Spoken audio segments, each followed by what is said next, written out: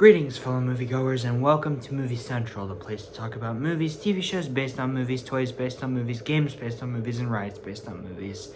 I'm your host, Mr. CCS, and these are my pets, George the Gorilla, Call the Dolphin, and Frank the Sea Turtle. I am aware I look pretty disheveled, and that's because I managed to escape the BS I was in by spiking myself with a bit of poison not lethal to me. So, I'm suffering from the side effects of those. However, I still have a job to do, so in honor of the 70th anniversary of one of the most iconic monsters in cinema, let's talk about the impact of one of the great titans, Godzilla.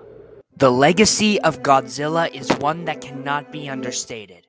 After the original 1954 movie's popularity, there have been dozens upon dozens upon dozens of movies based on the King of the Monsters, some of which featured other Toho favorites, like Mothra, Gigan, and King Ghidorah, while a certain crossover from 1962 brought in fans of a certain giant ape into the Godzilla lore. But I'll talk more about that in the future. For 70 years now, the wrath of Godzilla reigned supreme, which meant that the United States wanted to have a go at him at one point or another. In 1998, the first American reboot of Godzilla was released in theaters.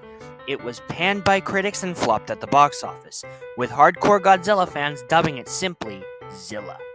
I am not a big fan of Godzilla, and I haven't seen this movie, but I would be lying if I said I didn't fall within that category.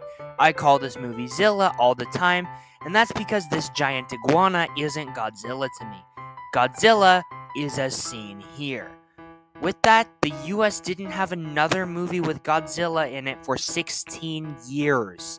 However, behind the scenes, a bigger budget, far more faithful reboot film was in the works, which started out as an IMAX 3D film in 2004, but by 2009 was entered into full feature development by Warner Brothers and Legendary Pictures, and was to be directed by Gareth Edwards, who directed the 2010 movie Monsters.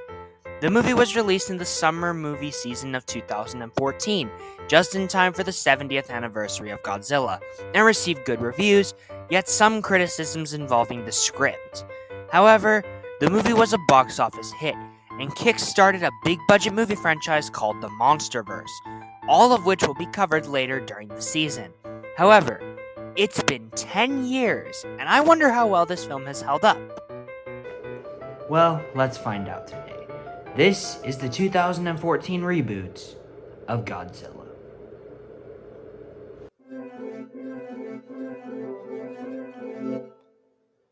Ford Brody, played by Aaron Taylor Johnson, a Navy bomb expert, has just reunited with his family in San Francisco when he is forced to go to Japan to help his estranged father, Joe, played by Bryan Cranston.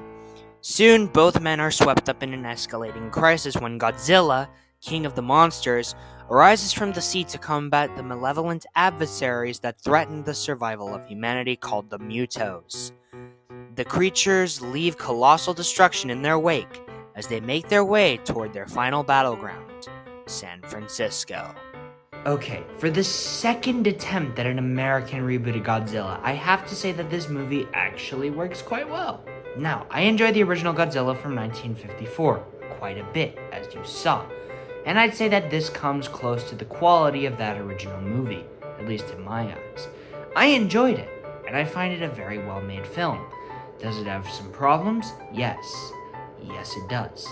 But, is it still a pretty decent monster movie? Yes. Yes, it is.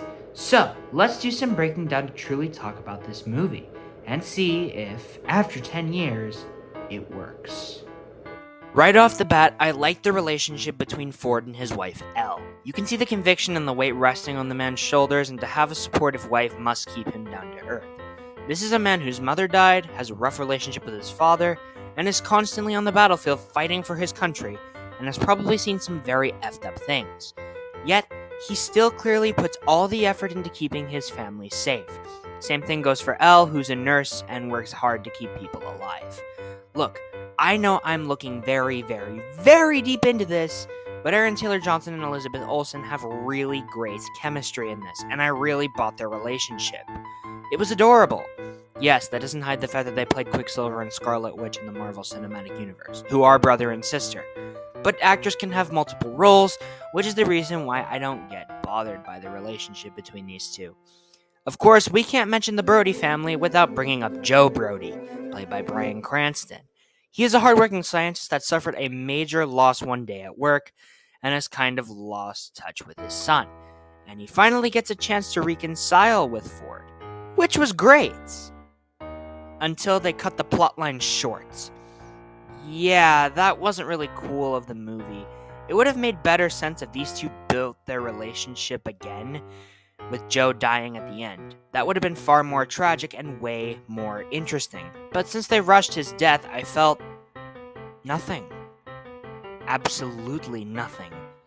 Regardless, Bryan Cranston did a terrific job with what he was given, and seeing as how he can be the highlight of anything he's working on, that's nothing to scoff at. Then there's Ken Watanabe, who plays a modernized version of Dr. Serizawa from the original 1954 movie. I'll be honest, I'm not the biggest Ken Watanabe fan. He's got a super deep voice, and his accent mixed with this baritone makes him very, very, very hard to understand sometimes. I find myself making fun of him more often than not. However, I will say that I like where they took Serizawa in this movie. In the original, he was a conflicted scientist. That's not changed here, but you can really tell that there are a ton of layers to him. He's clearly been studying Godzilla for a long time, but he doesn't know which side to really be on. It was an interesting way to reinvent the character, and I ultimately have no complaints.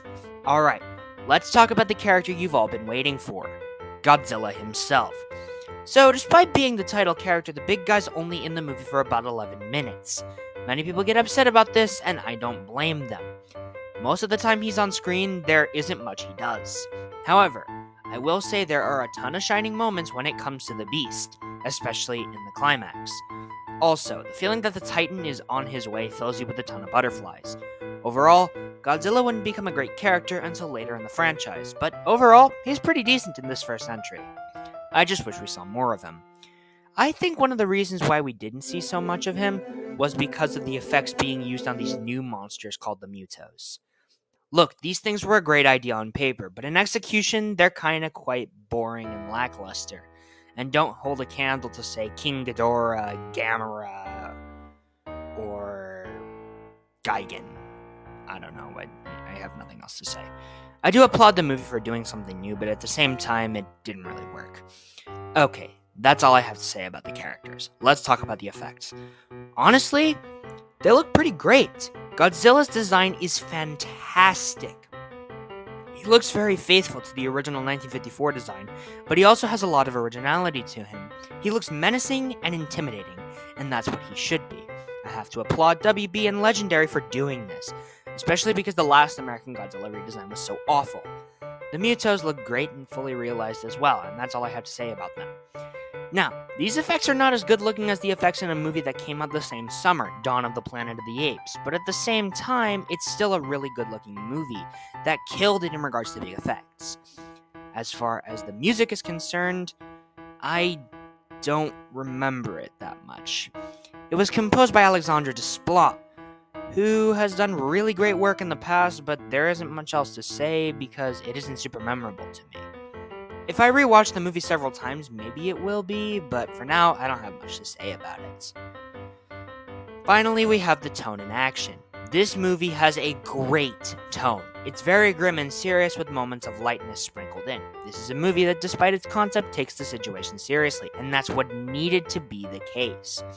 As far as action scenes go, I think my favorite has to be the final battle because, well, Godzilla gives the Mutos one hell of a beating, and that's what you want to see.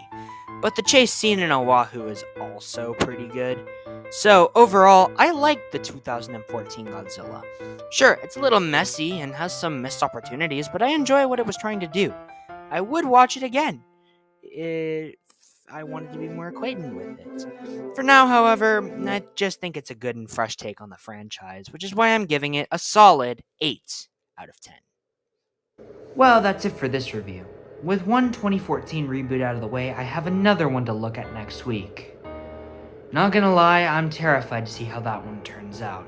With that said, my name is Mr. CCS, these are my pets, this is Movie Central, and that, my friends, is a wrap. See you next week, and pray to God I don't lose my sanity.